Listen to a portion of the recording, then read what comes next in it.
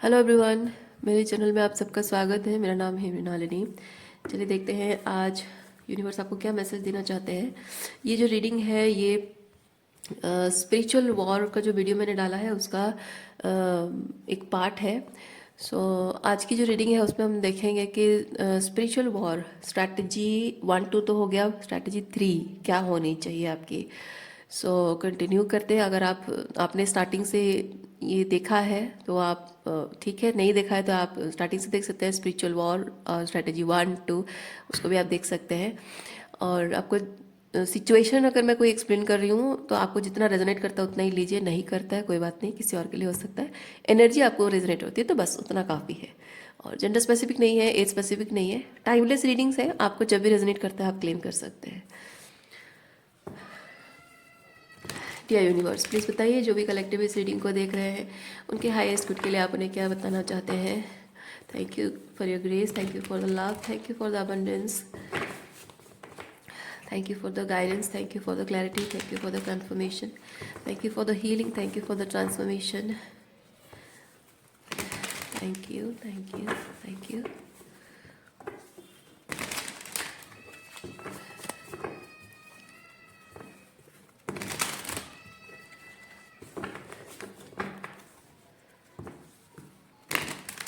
Okay, ये जो बीच में कार्ड आपको दिख रहा है फ्लिप हुआ है, वो शफल करते टाइम नहीं हुआ, पहले से हुआ है, तो मैं इसीलिए उस कार्ड को नहीं ले रही हूँ।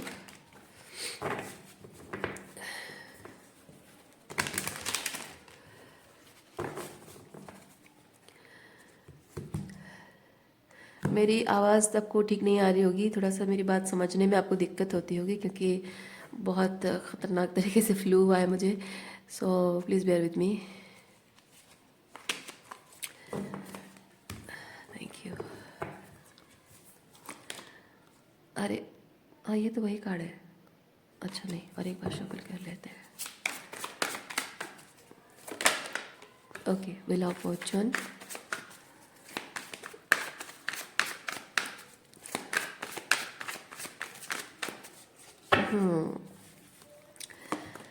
Wheel of Fortune, 2 of cups. रिश्तों में परिवर्तन, रिश्तों में परिवर्तन। जिन जिन रिश्तों में बहुत कुछ खूबसूरत हुआ करता था, बहुत कुछ अच्छा हुआ करता था, और अब ऐसा है कि वो रिलेशनशिप्स बहुत कॉन्फ्लिक्टेड हो गए हैं, क्योस एंड कॉन्फ्लिक्ट रिश्तों में भर गया है, जो आप देख पा रहे हो। तो आपको शायद ये चीज़ लग रहा है कि आपको शायद ये चीज़ लग रहा है कि आपके रिश्तों में अभी प्रॉब्लम हुई है और पहले सब कुछ बहुत अच्छा था। लेकिन ये हैंगमैन ये चीज़ बताता है कि आपके रिश्तों में प्रॉब्लम पहले से ही थी, पहले ही बहुत ही क्योटिक एंड कॉन्फ्लिक्टिंग लोग थे। मतलब रिश्तों में स्वीटनेस रही होगी, रिश्ते खूबसूरत रहे होंगे, लेकिन लोगों के इंटेंशंस हमेशा से वही थे। तो वही लोग आपसे एनवियस जेलस थे, आपके साथ कंपटीशन करते थे, आपके साथ झगड़ा करना, आपको डिफरेंट तरीके से परेशान करना। ओके, जो भी आपकी लाइफ में हो रहा है ये 5 ऑफ वॉन्ड्स के साथ, वो पहले से ही था, लेकिन आप उसे देख नहीं पा रहे थे। ठीक है, आपका नज़रिया था कि आप हर किसी में प्यार देखते थे, हर किसी में आप ही की तरह मासूमियत है, प्योरिटी है, वो आपको दिखता था। आप जैसे हैं वैसा आपको चीज़ें आपको वैसी दिखती थी। लेकिन ये थर्ड आई ओपन होने के बाद आप देख रहे हैं कि सब कुछ जैसा मुझे दिखता था वैसा है नहीं, जैसा एक्चुअली में है अब मुझे वो दिख रहा है। जहाँ रिश्तों में ये लैकिंग है, यानी कि जो एफर्ट्स की कमी होना। ठीक है, प्रॉमिसिंग होना, एफर्ट्स की कमी होना। देखिए, प्रॉमिसिंग तो कुछ नहीं हो सकता, क्योंकि कोई भी चीज़, जैसे कि आप अपने पार्टनर से कुछ भी प्रॉमिसिंग मांग रहे हो कि हाँ तुम्हारा करियर, प्रॉमिसिंग करियर होना चाहिए, या कुछ और लाइफ में सब कुछ अच्छा अच्छा होना चाहिए, तो कोई भी चीज़ प्रॉमिसिंग वो हो नहीं सकता। हाँ, प्रॉमिसिंग एक चीज़ हो सकता है कि चाहे कितनी भी मुसीबतें आए, कितने भी प्रॉब्लम्स आए, लेकिन हम एक दूसरे का साथ नहीं छोड़ेंगे। वो एक प्रॉमिस है जो कि हमेशा इंटेंशंस होती है और वो निभाना अपने आप पर निर्भर करता है। बाकी सारी एक्सटर्नल चीज़ें, प्रोमिस आप वो कंटिन्यू नहीं कर सकते हो क्योंकि वो एक्सटर्नल चीज़ों पर डिपेंड करता है, राइट। सो यहाँ पे वो चीज़ मैं देख रही हूँ, लैकिंग। ठीक है, बहुत सारी चीज़ों की लैकिंग रही है, एफर्ट्स की लैकिंग रही है, सेल्फ सेंटर सेल्फ सेंटर लोग यहाँ पे सेल्फ सेंटर हैं, जो अपने फ़ायदे के लिए आपके साथ जुड़े हुए हैं। May be these people are family members, ठीक है, आपके बचपन के दोस्त हैं, फैमिली मेम्बर्स, सिबलिंग्स हैं, या कोई पर्सन जिससे आप शादी करना चाहते हैं, या फिर शादी के सपने, मतलब शादी हुई है या फिर शादी के सपने देख रहे हो। Ten of swords, okay, ten of swords and night of cups. Relationship में चाहे ये टेन ऑफ सॉर्ड्स की आप अगर रेगुलर टेरर रीडिंग देखते हैं तो आपको पता है टेन ऑफ सॉर्ड्स बहुत ही हार्ट ब्रेकिंग नहीं है, बिट्रेयल वाली एनर्जी है, बैक स्टैबिंग एनर्जी है। सो ये इन लोगों का एनर्जी ऐसा हो सकता है कि हम तुम्हारे साथ कितना भी धोखा करें, कितनी भी तकलीफ दे, तुम्हारी भावनाओं को, तुम्हारे सम्मान को कितनी भी चोट पहुंचाए, तुम्हें कितना ही अनवर्दी हम फील कराएं, लेकिन तुम्हारी ड्यूटी, तुम्हारी रिस्पॉन्सिबिलिटी है कि वो जो तकलीफ तुम्हें है उसे खुद प्रोसेस करो, खुद हील करो, और हमारे बीच कोई ऑकवर्डनेस ना हो, ऑकवर्ड साइलेंस, वो चीज़ ना हो। और जो भी तुम फेस कर रहे हो, उस जिस चीज़ से तुम स्ट्रगल कर रहे हो, उससे हमारे ऊपर कोई इफेक्ट ना हो, ऐसा लोगों का एटीट्यूड हो सकता है आपकी तरफ। हाँ, ओके।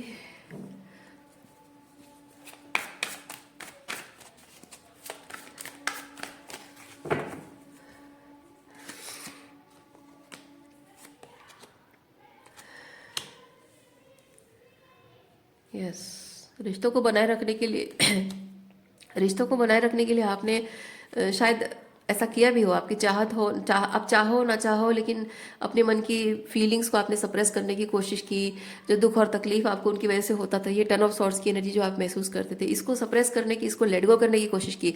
लेकिन सच तो ये है कि आप इस टेन ऑफ सॉर्ड्स को लेट गो नहीं कर सकते। जो लोगों ने आपकी पीठ पर छुरा भोंकना है ना, बैक स्टैबिंग, धोखा, ये जो धोखा उन्होंने दिया, जो तकलीफ उन्होंने दी है, जो अपमान आपका किया है, जो नीचा दिखाई, जो कुछ भी हुआ है, ये चीज़ आप चाह कर भी लेट गो नहीं कर सकते हो, क्योंकि वो आपके दिमाग में है, आपकी भावनाओं में है, आपके पूरे शरीर में उसकी एनर्जी आप महसूस कर पा रहे हो, आपके पूरे नर्वस सिस्टम में उस चीज़ को आप महसूस कर रहे हो, उसे आप लेट गो नहीं कर सकते हो। और रिपीटेडली अगर वही चीज़ हो रहा है तब तो बिल्कुल नहीं। अगर आप किसी पर्सन के साथ रिलेशनशिप को एंड करते हो, लेट गो करते हो, ये डेथ की एनर्जी है ना, अगर आप उस रिश्ते को लेट गो करते हो, कंप्लीटली ख़त्म कर देते हो, उसके बाद आप जब हीलिंग करोगे तब हो सकता है कि ये चीज़ आप रिलीज़ कर सको। लेकिन ये रिलीज़ करना, आ, इसको मैं रिलीज़ नहीं कहूँगी, क्योंकि ये जो कुछ भी लोग आपके साथ करके जाते हैं ना, ये आपके दिमाग में रहता है ज़िंदगी भर रहता है। लेकिन डिपेंड करता है समय के साथ, जब ये फ्रेश वुंड होता है तो आपको बहुत तकलीफ होती है।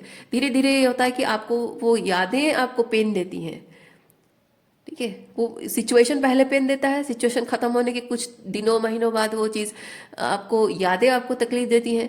फिर उसके बाद वो धीरे धीरे जैसे जैसे आप हीलिंग करते जाते हो, वो यादें आती है और आपकी थोड़ी एनर्जी लेती है, उसे रिलीज़ करते हो आप।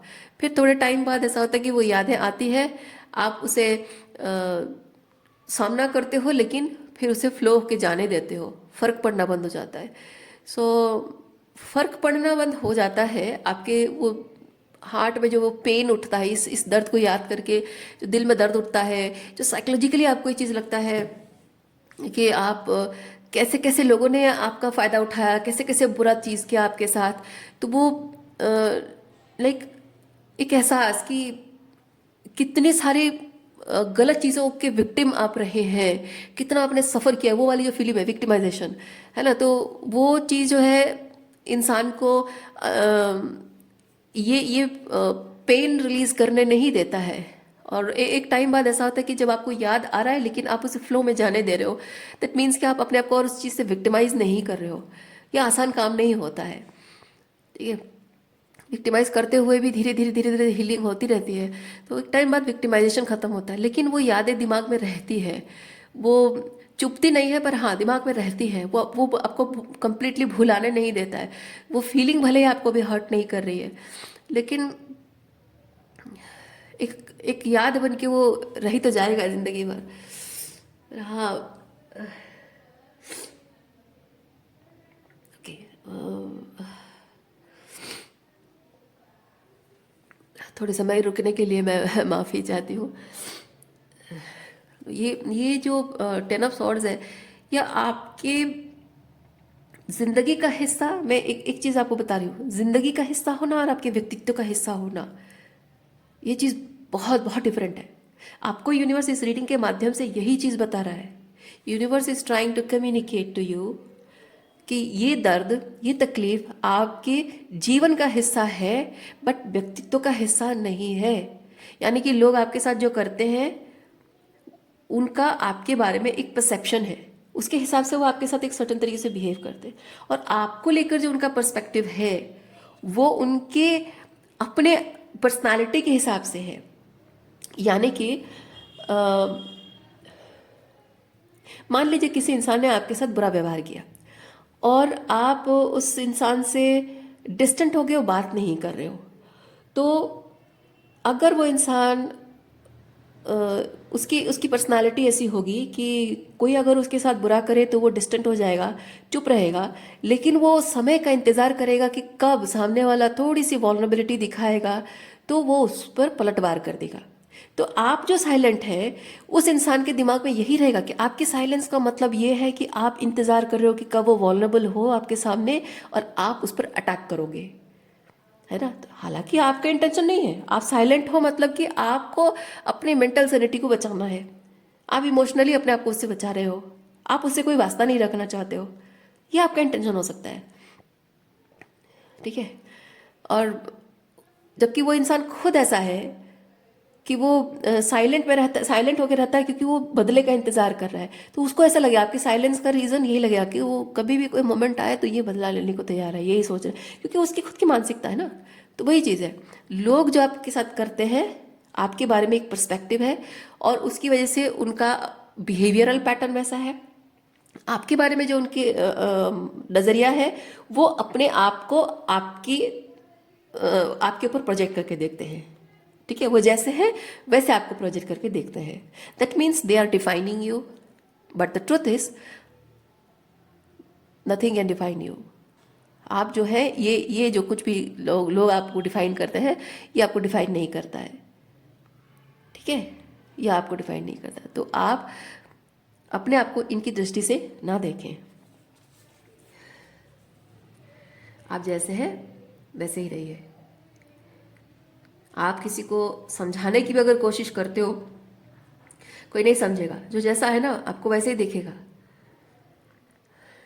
आप अगर उसको समझाओगे कि भी देखो, ये ऐसा, ये सब चीज़ें मत करो मेरे साथ, और ये तुम्हारे ये सब करने से हमारा रिश्ता कमज़ोर पड़ रहा है, तो वो यही समझेगा कि हाँ, आप उसको यकीन दिलाना चाहते हो ताकि वो ऐसे वॉल्नरेबल फील करे आपके लिए, मान ले, यकीन कर ले आप पर, और आपको मौका मिल जाए बदला लेने का, उसको बुरा फील कराने का या कुछ हराने का, है ना। तो कोई नहीं मानेगा। जिसका जैसा माइंडसेट है वो वैसा ही हमेशा सोचता रहेगा। आपके कुछ कहने से, समझाने से, झगड़ा करने से, आर्ग्यूमेंट करने से कोई फ़ायदा नहीं है। आप उस इंसान को आप लंबे चौड़े मैसेजेस लिखते रहो कोई फ़र्क नहीं पड़ेगा, कोई फ़र्क नहीं पड़ेगा। इधर वो देख के इग्नोर कर देगा, या फिर okay let's talk after some time, और आई एम बिजी, बाद में बात करेंगे, इस तरह के मैसेज देकर आपको कोई इग्नोर कर सकता है और कोई ब्लॉक भी कर सकता है। हालांकि जो टॉक्सिक लोग होते हैं ना, वो कभी आपको ब्लॉक नहीं करते हैं। पता है क्यों? आपको पता होगा। टॉक्सिक लोग अगर आपको ब्लॉक कर देंगे, आपकी एनर्जी उनको मिलना बंद हो जाएगी, है ना। आप चाहे प्यार से कहो, गुस्सा से कहो, रिजेंटमेंट रख के कहो, कि आप किसी भी तरह से कुछ भी जो आप एनर्जी शो करते हो, उसको वैलिडेशन मिलती है कि I am still important for him और I am still important for her, है ना। तो वो जो एक एहसास है, वो एहसास वो पाते रहना चाहते हैं, क्योंकि वो अपनी नज़र में खुद अपने आप को वर्दी नहीं फील करते हैं। एक आप ही हो जिसकी नज़रों में आप किसी न किसी तरह से कुछ मीनिंग रखते हो, मायने रखते हो, तो बस आपको ब्लॉक कैसे कर सकता है कोई? तो टॉक्सिक लोग आपको ब्लॉक नहीं करते हैं। और अगर कोई ब्लॉक करता भी है ना, तो उसके पीछे उसका इंटेंशन होता है। ब्लॉक करके थोड़े टाइम बाद वो खुद ही आपको अनब्लॉक कर देंगे, बहाना ढूंढेंगे आपको अनब्लॉक करने का। तो टॉक्सिक लोग होते हैं ना, अगर आपको ब्लॉक भी करेंगे वो इसलिए नहीं क्योंकि आप उन्हें परेशान कर रहे हो, वो इसलिए क्योंकि वो चाहते हैं कि आपको डराए, वो आपको दिखाना चाहते हैं कि देखो तुम अगर मेरे शैडो को ऊपर लाइट डालोगी, तुम अगर मेरे ईगो को ठेस पहुंचाओगी, मैं जैसा हूँ वैसा तुम पॉइंट आउट करोगी कि मुझ में क्या क्या डेविलिश टॉक्सिक एनर्जी है, अगर तुम पॉइंट आउट करोगी तो मैं तुम्हें हमेशा के लिए अपनी ज़िंदगी से डिस्कार्ड कर दूंगा, तुम मेरे लिए मैटर नहीं करोगी। वो डराते हैं और बहाने ढूंढेंगे, अलग अलग तरीके से बहाने ढूंढेंगे, बहुत ही साधुपना दिखाएंगे कि मैं हील हो गया हूँ, मैं इस चीज़ से बाहर आ गया हूँ, I don't feel the need to block you, क्योंकि मैंने अंदर से तुम्हें, अपने मन से अंदर से तुम्हें ब्लॉक कर दिया है, तुम चाहे फ़ोन पे ब्लॉक हो ना हो, कोई फ़र्क नहीं पड़ता, इसलिए मैंने अनब्लॉक कर दिया। ये सब बातें होती है, पर असल में इंटेंशन होता है कि अनब्लॉक करने से कोई मैसेज आने के चांसेस होते हैं, एनर्जी मिलने के चांसेस होते हैं, या फिर डिफरेंट तरीका ढूंढेंगे। जैसे कि आपके कांटेक्ट नंबर उनको मिल जाए, कोई नया नंबर है मिल जाए, या फिर कोई म्यूचुअल फ्रेंड के थ्रू अनब्लॉक करवा देंगे, या कोई और रीज़न बना देंगे जिससे आपके उनके बीच कोई कांटेक्ट का माध्यम बन जाए। वो डिफरेंट तरीके से होते हैं, but toxic people don't block you.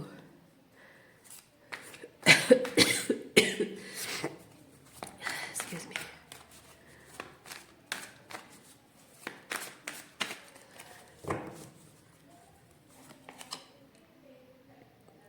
Energetic boundaries.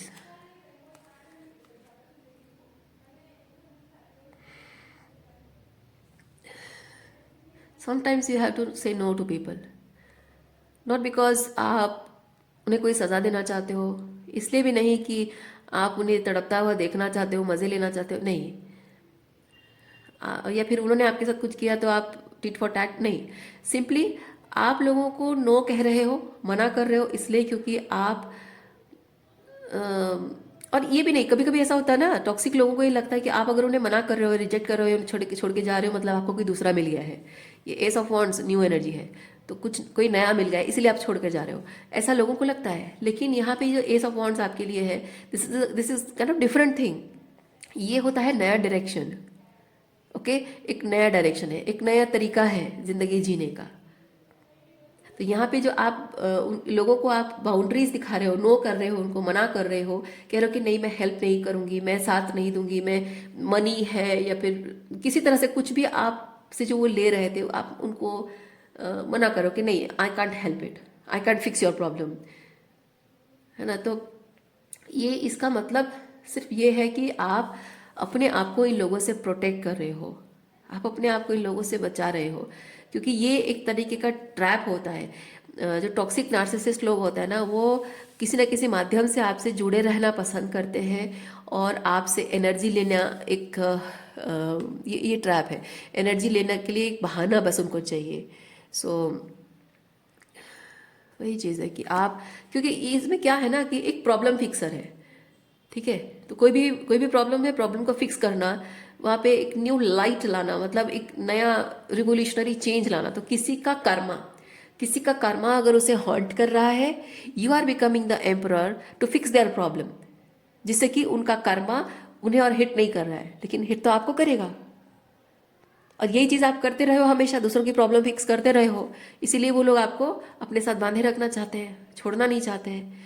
इसीलिए वो आपको प्यार भी नहीं करेंगे, पर प्यार का झांसा देते रहेंगे, झूठा वादा करते रहेंगे, आपको पूरी तरह से जाने भी नहीं देंगे। आपको कभी ये भी नहीं कहेंगे कि आपका और उनका रिलेशनशिप अभी है या नहीं है। आप अगर रिलेशनशिप स्टेटस पूछो तो वो हाँ भी नहीं कहेंगे कि ना भी नहीं कहेंगे।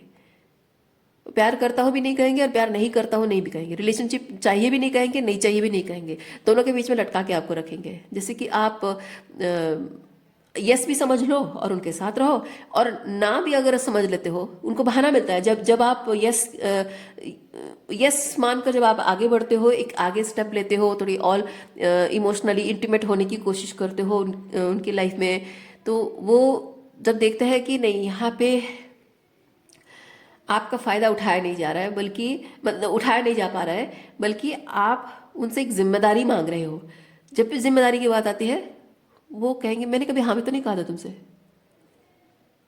ना। ये चीज़ होता है।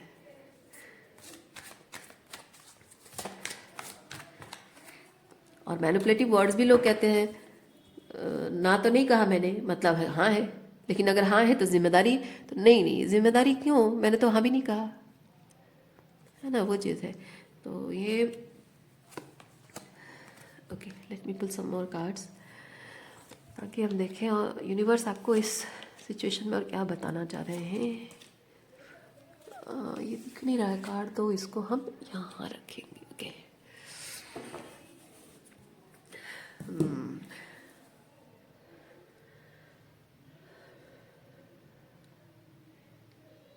Self doubt. लोग आपके अंदर सेल्फ डाउट पैदा करने की कोशिश भी कर रहे हैं। लोग आपको जब अबैंडन करके चले जाते हैं, स्पिरिचुअल वॉर का स्ट्रैटेजी नंबर 3 ये है कि जब आपके अपने आपके दिल के करीब लोग आपको एक टूल की तरह इस्तेमाल कर रहे हैं, है ना, सिर्फ उनकी ज़रूरतें पूरी करने के लिए, उनकी डिमांड्स पूरी करने के लिए, उनकी सारी चीज़ों का, सारी बातों का ख्याल रखने के लिए, तो आप एक टूल की तरह है, एक माध्यम है उनके लिए। सो यूनिवर्स आपको कह रहा है स्पिरिचुअल वॉर स्ट्रैटेजी नंबर 2 ये है कि आपको किसी का टूल बन के नहीं रहना है। किसी के सर्विस प्रोवाइड करने के लिए आप नहीं आए हो, और आप हमेशा किसी के इस्तेमाल करने लायक बने रहो, उसके लिए लोग आपके अंदर सेल्फ डाउट पैदा करने की कोशिश कर रहे हैं। क्योंकि एक जिम्मेदारी जो आपकी अपने प्रति है, जब आप वो निभाते हो तो आपको लोगों का असली चेहरा दिखता है और आप उन्हें छोड़कर चले जाते हो, डिस्टेंट हो जाते हो, क्योंकि आपको नज़र आता है कि आप अपने प्रति जिम्मेदारी जब पूरी कर रहे हो तो लोगों को प्रॉब्लम क्रिएट कर रहा है, साथ में लोग उसको सैबोटाइज करने की भी कोशिश कर रहे हैं। तो आपको समझ में आ जाता है विद द हाई प्रीस्टेस कि कौन आपका अपना है, कौन पराया है। तो लोग यही नहीं चाहते हैं कि आपको कभी ना दिखे, आपको समझ में कभी ना आए कि उनके इंटेंशंस क्या है। इसीलिए आपको हमेशा आपके बारे में, आपके इंटेंशंस के बारे में, आपके कमिटमेंट के बारे में हमेशा डाउट पैदा करते रहते हैं। आपको हमेशा एक हाई पेडेस्टल पे रखा जाता है। तो आपको यूनिवर्स ये कह रहा है कि स्पिरिचुअल वॉर की स्ट्रैटेजी नंबर 3 है कि आप अपने आप को किसी की दृष्टिकोण से ना देखें, अपने आप को हाई पेडेस्टल पे ना रखें, आप खुद को आइडियलाइज ना करें। ठीक है, हमारा जो ह्यूमन माइंड होता है ना, हम ईगो जिसे हम कहते हैं, ईगो का मतलब ये सिर्फ ये नहीं है कि मैं ही सब कुछ हूँ, मैं ही ग्रैंड हूँ, मैं ही सब कुछ हूँ, सब कुछ मेरे लिए होगा, सिर्फ उतना ही ईगो नहीं है। ईगो का मतलब ये भी है कि आपको जब बहुत हाई पेडेस्टल पे रखा जा रहा है, आइडियलाइजेशन, ठीक है, आइडियल होना कि मैं एक आइडियल बेटा हूँ, आइडियल बेटी हूँ, ये अपने आप को आइडियलाइज करना। रिलेशनशिप टैग आपका जो है, उस रिलेशनशिप टैग के हिसाब से खुद को जज करना। रिलेशनशिप में सब कुछ सही तरीके से हो रहा है, यानी कि आप उनके लिए जो कर रहे थे वो सब कुछ परफेक्ट तरीके से अगर हो रहा है तो ठीक है, अगर नहीं हो रहा है तो लोग आपको जज करेंगे, आपके बारे में बातें करेंगे, आपको क्रिटिसाइज करेंगे, आपके आइडियलाइजेशन सब कुछ ढह जाएगा कि आप अच्छे बेटे नहीं हो, अच्छी बेटी नहीं हो। तो और एक चीज़ भी है ना कि अगर लोग कुछ कहें या ना भी कहें तो भी एक चीज़ है कि आप जानते हैं कि आपने लोगों की ज़िंदगी संभाल के रखी है, संवार के रखी है। उनका कर्मा जो उन्हें अपने लिए करना चाहिए उस चीज़ को आप फिक्स कर रहे हो, उनका कर्मा खुद ले रहे हो, उनकी जिम्मेदारी खुद ले रहे हो, उनका सब कुछ आप फिक्स कर रहे हो, तो उनको करना नहीं पड़ रहा है कुछ अपने लिए। तो इससे आपको ये पता है कि आप जब अपना हाथ खींच लेते हो for your own well being, to protect your dreams, to protect your highest destiny, जब आप अपने हाथ खींच लेते हो तो आपको पता है कि उनकी ज़िंदगी में जो कुछ भी आपने संभाल रखा था वो ढह जाएगा, सब कुछ बेकार हो जाएगा। किसी का फाइनेंशियल जो सपोर्ट है वो हाथ से निकल जाएगा, उनके हाथ से निकल जाएगा। किसी का एजुकेशन है, किसी की क्या पता नहीं क्या क्या, कितने लोगों की क्या क्या चीज़ें आपने संभाल के रखी हैं, वो सब कुछ एकदम क्रम्बल डाउन हो जाएगा और फिर वो खुद को संभाल नहीं पाएंगे। वो आपका ईगो है, ठीक है, वो कंट्रोल आपका ईगो है। तो पहला है रिलेशनशिप टैग कि परफेक्ट बेटा, परफेक्ट बेटी, एटसेट्रा एटसेट्रा, परफेक्ट हस्बैंड और परफेक्ट वाइफ। दूसरा है कंट्रोल कि मेरे हाथ खींच लेने से इनका सब कुछ बर्बाद हो जाएगा। क्यों? क्योंकि ऊपर वाला अगर आपको कह रहा है कि आपको हाथ खींच लेना चाहिए, यानी ऊपर वाला ने उन सबके लिए अलग बंदोबस्त कर रखा है। उनको जहां होना चाहिए परफेक्टली वो जगह उनके लिए रेडी कर रखा है। और आपको भी आपकी सेफ्टी के लिए, आपकी प्रोटेक्शन के लिए आपको वहां से हाथ हटाने को कहा जा रहा है। सो ये आपके और उनके दोनों के हाईएस्ट गुड के लिए हो रहा है, वो ऊपर वाले की इच्छा है। सो ईगो मतलब है आप ईश्वर की उस इच्छा का मान नहीं रख रहे हो, अपने आप को ईश्वर की इच्छा से बड़ा मान रहे हो, तो ईगो ही हुआ ना। Third thing, perfectionism. अपने आप को परफेक्ट समझना, यानी कि माना कि आप अपने आप में बुराइयां देख सकते हो, अपनी गलतियां आप निकाल सकते हो, लेकिन परफेक्ट बनने की इच्छा, परफेक्ट बेटा बनने की इच्छा, परफेक्ट बहू बनने की इच्छा, परफेक्ट बेटी बनने की इच्छा, परफेक्ट हस्बैंड या वाइफ बनने की इच्छा, जो आप वैलिडेशन के लिए करते हैं। हर एक इंसान वैलिडेशन के लिए करता है कि मुझे एक परफेक्ट दिस एंड दैट बनना है, और इसी चीज से मुझे वैलिडेशन मिलती है, क्योंकि इसी चीज से आपकी वर्थ डिफाइन होती है। कौन डिफाइन करता है आपकी वर्थ? ऊपर वाला, ईश्वर डिफाइन करता है? नहीं, वो ईश्वर डिफाइन नहीं करता है आपको। ये जो लोग, ये जो लोगों से आप डील कर रहे हैं ना, इन्हीं लोगों ने आपको ये बता रखा है कि परफेक्ट दिस एंड दैट बनने से आपकी वर्थ डिफाइन होती है। So you have to earn that validation from us. So आप सर्विस करते जाओ, करते जाओ, करते जाओ, परफेक्ट दिस एंड दैट बनने की कोशिश करते जाओ। इन्हीं लोगों का कहना है। क्यों? क्योंकि इन लोगों को आपसे जितना हो सके उतना वो आपसे निचोड़ लें, जितना हो सके उतना आपसे वो अपना कर्मा सुधारें। स्पिरिचुअली स्पीकिंग अपना कर्मा सुधारने की कोशिश है ये, कि उनको कुछ ना करना पड़े, अपने कर्म सुधारने के लिए उन्हें कुछ ना करना पड़े, बस बैठे बिठाए आप सब कुछ संभाल लो। एम्प्रॉर, यू आर द एम्प्रॉर। अपनी जिंदगी का एम्प्रॉर खुद बनना होगा। आपके जो दुख और तकलीफ, सफरिंग आपने जो देखा है, आपके जीवन में जो एडवर्सिटीज आपने देखे हैं, उसको किसने सुधारा? आपने खुद सुधारा है ना। अपनी मेहनत से आपने अपने दुख और तकलीफ को दूर किया है, अपने घर परिवार को, अपनों को आपने संभाला है, संवारा है, सब कुछ जो भी आपने किया है अपने बलबूते पे किया है। So you have become the emperor of your own life. तो क्या वो लोग नहीं कर सकते? कर सकते हैं। तो आपका ये सोच लेना कि मैं कर सकता हूं सब इनके लिए और ये नहीं कर सकते, दैट इज ईगो। तो परफेक्शनिज्म का एक ईगो है, आइडियलाइजेशन का भी एक ईगो है, सोशल इमेज वो भी है कि मैं अगर सर्टन तरीके से रहूं, जिंदगी जीऊं, करता रहूं, तो मेरी एक इमेज है। अगर मैं ये चीज़ ऐसे करके वैसे करूं, लिप ऑफ फेथ लूं, तो मेरी इमेज खराब हो जाएगी, बना बनाया इमेज बिगड़ जाएगा, लोग क्या सोचेंगे मेरे बारे में, क्रिटिसाइज करेंगे, जज करेंगे। वो चीज़ है। लोगों का ऐसा होता है कि when you are dealing with hypocrites, ऐसा होता है कि वही काम वो खुद भी करेंगे, जब उनको जरूरत पड़ेगी वही काम खुद भी करेंगे, लेकिन जब आप वो चीज़ करते हो तो लोग आपको जज करते हैं।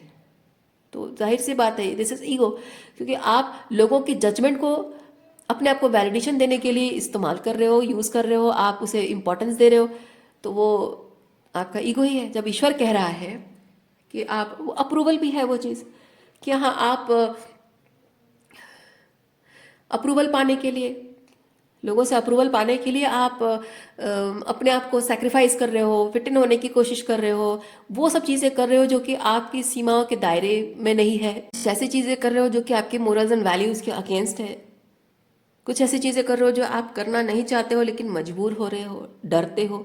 तो एक है कि आप अप्रूवल पाने के लिए कुछ ऐसा करते हो जो आपको नहीं करना चाहिए, कुछ ऐसा नहीं करते हो जो आपको एक्चुअली में करना चाहिए अप्रूवल पाने के लिए। तो ये जो सब सब चीज़ें हैं, ये होता है वैलिडेशन पाने के लिए। किससे वैलिडेशन पाने के लिए? उन लोगों से वैलिडेशन पाने के लिए जो लोग आपको अपने हिसाब से फिट इन करने की कोशिश कर रहे हैं, अपनी ज़रूरतें, अपनी पर्पस को फुलफिल करने के लिए, अपने कर्मा को सही करने के लिए आपको एक माध्यम बनाया। वो खुद नहीं करेंगे अपना कर्मा। तो हो ये रहा है कि उनका कर्मा फिक्स करने के चक्कर में आप अपना कर्मा खराब कर रहे हो, अपने आप को सेक्रीफाइस कर रहे हो, अपने सपने सेक्रीफाइस कर रहे हो, अपनी नीड्स को सेक्रीफाइस कर रहे हो, है ना। तो यहाँ पे स्पिरिचुअल वॉर स्ट्रैटेजी नंबर 3 ये चीज़ कहता है कि आपको वैलिडेशन देने वाला ऊपर वाला है, ईश्वर है। और वो ईश्वर जब आपको वैलिडेशन दे रहा है, ईश्वर जब आपको संकेत दे रहा है कि जस्ट डू इट और just don't do it certain things, तो जो करने के लिए ईश्वर कह रहा है वही करना है, जो नहीं करने के लिए कह रहा है वो नहीं करना है, क्योंकि आपके वर्दी होने का जो वैलिडेशन वो ऊपर वाला दे रहा है। वो ऊपर वाला जानता है कि आप क्या है। दूसरों की नज़र से खुद को ना देखना, खुद को उनकी नज़र से जज ना करना और उनसे वैलिडेशन की एक्सपेक्टेशन ना रखना। ठीक है, इसी से आप अपनी पावर क्लेम कर सकते हो। और ये जो चीज़ आप करते हो, ये किसी को नीचा दिखाने के लिए, गलत प्रूव करने के लिए नहीं करते हो। This is an act of love. किसके लिए? अपने लिए। जैसे मैंने कहा था, स्पिरिचुअल वॉर का पहला जो वीडियो था उसमें मैंने आपको क्या बताया था कि आप अगर अनकंडीशनल लव एनर्जी को प्रमोट नहीं कर पा रहे हो किसी सिचुएशन में, तो आप टॉक्सिसिटी को, डेविलिश एनर्जी को प्रमोट नहीं करोगे। ऑटोमेटिक अनकंडीशनल लव को आप प्रमोट कर दोगे, ऑटोमेटिक हो जाएगा। ठीक है, तो यहाँ जो आप दूसरों को ना बोल रहे हो, दूसरों के कर्मा की रिस्पॉन्सिबिलिटी लेने से मना कर रहे हो, आप उनका कुछ नुकसान नहीं कर रहे हो। तो इससे आप अपना खुद का कर्मा सुधार रहे हो, अपनी खुद की डेस्टिनी आप सुधार रहे हो। तो ईश्वर जब आपको संकेत दे रहा है तो आपको विश्वास रखना है। अपने डिसीजंस को, अपने चॉइसेस आपको बदलने पड़ रहे हैं और आपको पता है, इंट्यूटिवली आपको पता है कि वो आपके हाईएस्ट गुड के लिए है। So surrendering to the divine will, that is unconditional love. ठीक है, और वो स्पिरिचुअल वॉर जीतने का एक स्ट्रैटेजी नंबर 3 है। Surrendering your ego, surrendering your attachment. आज के लिए इतना ही है। उम्मीद करती हूँ इस रीडिंग से आपको कुछ क्लैरिटी मिली हो। मैं आपको नेक्स्ट रीडिंग में मिलती हूँ। अपना ख्याल रखिए, खुश रहिए, बाय।